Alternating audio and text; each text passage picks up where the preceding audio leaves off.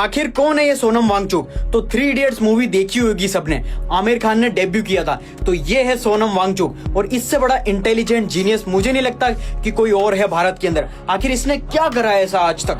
एक artificial glacier बना के लद्दाख में पानी की प्रॉब्लम सोल्व कर दी, मिट्टी और सनलाइट से घर बना दिए ताकि ठंडी जगहों पर घर अंदर से गर्म रहे। 500 सोल्जर्स के लिए बिना फॉसिल फ्यूल के हीटेड टेंट्स बना दिए ताकि उन्हें बॉर्डर पर ठंड ना लगे। और तो और बच्चों के लिए एक ऐसा स्कूल बना दिया जहां उन्हें लूजर ना फील कराया जाए। भला ये कोई अचीवमेंट है? अचीवमेंट तो है जनता का और पॉलिटिशियंस का, जो हमारे एजुकेशन मिनिस्टर है, क्योंकि जनता को तो फर्क नहीं पड़ता, उनके बच्चे भले बर्बाद हो जाए, कुछ भी हो जाए। और हमारे नेताजी, इनके 5 साल के टेन्योर में 7 सबसे बड़े पेपर लीक हुए हैं। मतलब हर 9 महीने में कुछ ना कुछ पेपर लीक हुए हैं हर एग्जाम के। सोचो ये हाल हो गया है देश का।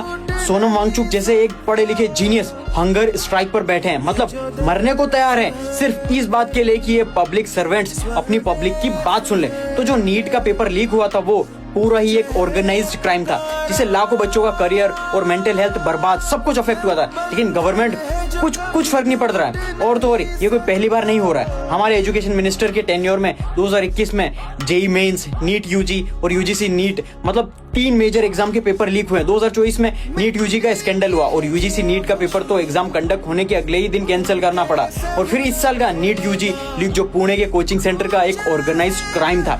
याद दिला दूं, मैं दूसरे पेपर का नाम नहीं ले रहा हूँ, हर पेपर लीक होता ही है, कांस्टेबल से लेके सारे जितने भी टॉप एग्जाम है, हर गवर्नमेंट पेपर। अब दिक्कत ये है कि हमारे देश ना एक एग्जाम देने वाला देश है, मतलब स्टार्टअप का कोई एक ऐसा इंफ्रास्ट्रक्चर है ही नहीं, इकोसिस्टम कुछ है ही नहीं। तो आम आदमी एग्जाम देके रोजी रोटी का सपना देखता, अब वो एग्जाम तक साल में एक बार ढंग से कंडक्ट नहीं करवा पा रहे हैं। गवर्नमेंट को कुछ ना कुछ जवाब या अकाउंटेबिलिटी तो लेनी ही पड़ेगी। इट्स शेम कि देश के इतने बड़े असेट को 19 दिन हो गए भूखा रहना पड़ रहा है, 9 किलो वेट डाउन हो गया और हेल्थ अफेक्ट हो रही है, मतलब डाउन हो रही है। लेकिन प्रोटेस्ट में भंडारा चल रहा है और गवर्नमेंट तो पहले से ही खाना खा के चुप बैठे हुए। इन केस में सिर्फ सोनम वांगचुक और बच्चे एक्सप्लॉइट हो रहे हैं इनकॉम्पिटिसी और अकाउंटेबिलिटी की वजह से, और पब्लिक सर्वेंट्स को जनता ने भगवान बना के रखा हुआ है इस देश के। इनका वीआईपी कल्चर बंद करा के इनसे दिन रात काम करवाओ, मेहनत करवानी चाहिए।